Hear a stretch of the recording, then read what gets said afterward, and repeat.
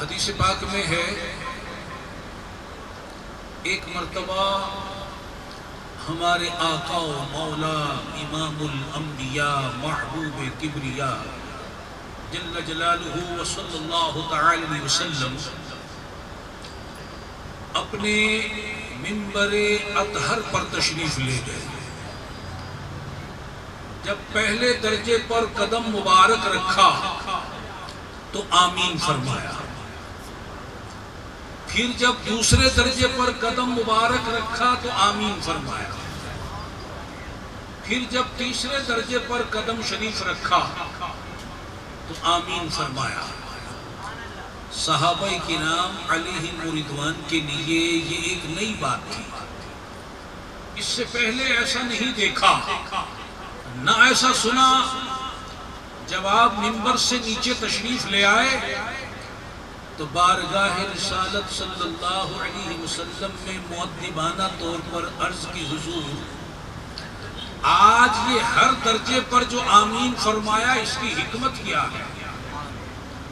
آقا نامدار، مدینے کے تاجدار، نبیوں کے سالار صلی اللہ تعالی علیہ وآلہ وسلم نے ارشاد فرمایا کہ جب میں اپنی منبر پر گیا، پہلے درجے پر قدم رکھا، جبریل امین میری بارگاہ میں حاضر ہوئے، عرض کرنے لگے یا رسول اللہ صلی اللہ تعالی علیہ وسلم، جو ماہ رمضان کو پائے اور اس کی مغفرت نہ ہو وہ ہلاک ہو جائے، برباد ہو جائے۔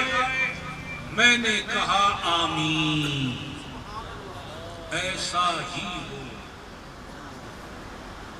جب میں نے دوسرے درجے پر قدم رکھا تو جبریل عرض گزار ہوئے، یا نبی اللہ صلی اللہ تعالی علیہ وسلم، کسی کے سامنے آپ کا ذکر خیر ہو اور وہ آپ پر درود نہ بھیجے، وہ ہلاک ہو، برباد ہو، اس کی ناک خاک آلود ہو، تو میں نے کہا آمین، ایسے ہی ہو۔